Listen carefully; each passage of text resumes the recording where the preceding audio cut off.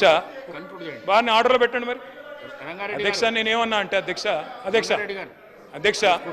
ఇది కాంగ్రెస్ పార్టీ ఎన్నికలకు ముందు ఇచ్చిన మాట ఏమంటే ఫార్మాసిటీ రైతులకు ఇచ్చిన మాట చేస్తున్నాను సార్.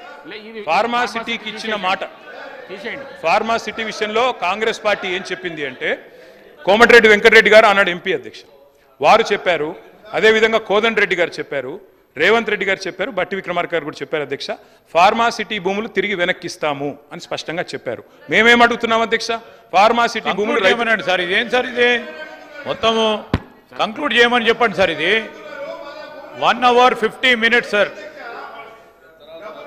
సార్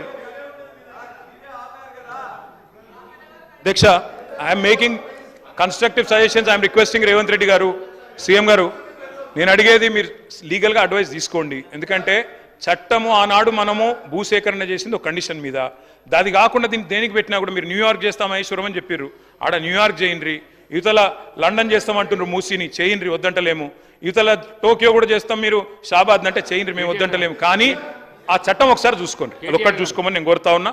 ఫార్మాసిటీ భూములు తిరిగి ఇస్తామన్నారు. స్పీకర్ సార్, సభను తప్పుదోవ పట్టించడానికి లేదా రైతులను రెచ్చగొట్టడానికి మీరు ఇచ్చిన దాదాపుగా 2 గంటల సమయాన్ని పూర్తి స్థాయిలో ఉపయోగించుకోవాలనే ప్రయత్నం వారు చేస్తున్నారు. వారు సూచనల ముసుగులో మోసమైన ప్రణాళికను పకడ్బందీగా ప్రజల మెదళ్లలో చొప్పించడానికి ప్రయత్నం చేస్తున్నారు. నేను తమ ద్వారా వారికి చేసే సూచన ఏంటంటే 10 సంవత్సరాలు పరిపాలన చేసిండ్రు, మీ అనుభవాలు మీకున్నాయి, మీ వల్ల ప్రజలకు కూడా కొన్ని అనుభవాలు ఉన్నాయి. ఆ ప్రజల అనుభవాల మేరకే ప్రజలు ఒక తీర్పు ఇచ్చిండ్రు. 10 సంవత్సరాలు ఏలిన మీరు 10 నెలలు కూడా పూర్తి చేసుకొని ప్రభుత్వం మీద కొన్ని వందల ఆరోపణలు చేస్తున్నారు. నాకేం అభ్యంతరం లేదు, అది మీ విజ్ఞత, మీ అవగాహన. అదేవిధంగా ఈరోజు వారు సిరిసిల్ల చేనేత కార్మికుల గురించి, బతుకమ్మ చీరల గురించి వారు గొప్పగా చెప్పిండ్రు. నాకేం అభ్యంతరం లేదు. చేనేత కార్మికులకు పని కల్పించడం కోసం ఆనాడు ప్రయత్నం చేసి ఈ పథకాన్ని ప్రవేశపెట్టినామన్నారు. 2017-18లో నాకు తెలిసినంత వరకు మొట్టమొదట ఈ చేనేత కార్మికులకు బతుకమ్మ చీరల పథకాన్ని ప్రవేశపెట్టారు. నేను సూటిగా వారిని అడుగుతున్న ఒకటే మాట, అక్కడ ఇక్కడ డొంక తిరుగుడు కాకుండా మీరు ఈ పథకాన్ని ప్రారంభించిన సంవత్సరం మీరు సిరిసిల్లలో నేత కార్మికులకు పనిచ్చి బతుకమ్మ చీరలు తీసుకొచ్చి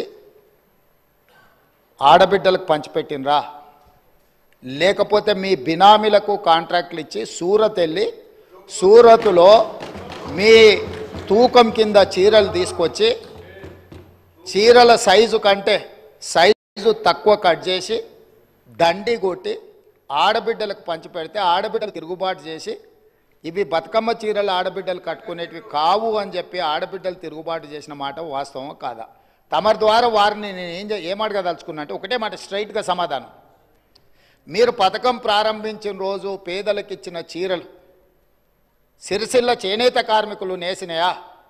సూరత్కి వెళ్ళి కిలోల కింద తూకంలో కొనుక్కొచ్చి కమిషన్లు కొట్టి పేదలను మోసం చేసిండ్రా లేదా వారు చెప్పాలి. నెంబర్ 1 అధ్యక్ష.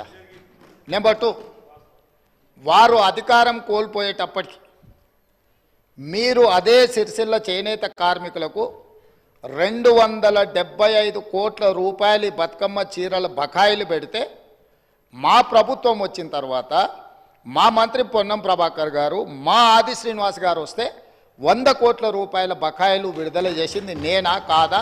ఓసారి రికార్డులు చూసుకోవాలి అధ్యక్ష. అదేవిధంగా ఎయిర్పోర్టుకు మెట్రో రైల్ గురించి చాలా విషయాలు వారు మాట్లాడినరు. దాన్ని మళ్ళా ఇంకొక సందర్భంలో నేను వివరంగా చెప్తాను దాని మీద. కానీ వారిని నేను అడిగే ప్రశ్న, ఎంఎంటీఎస్ శంషాబాద్ దగ్గర ఉమ్నాబాద్ వరకు ఎంఎంటీఎస్ వచ్చింది. కేంద్ర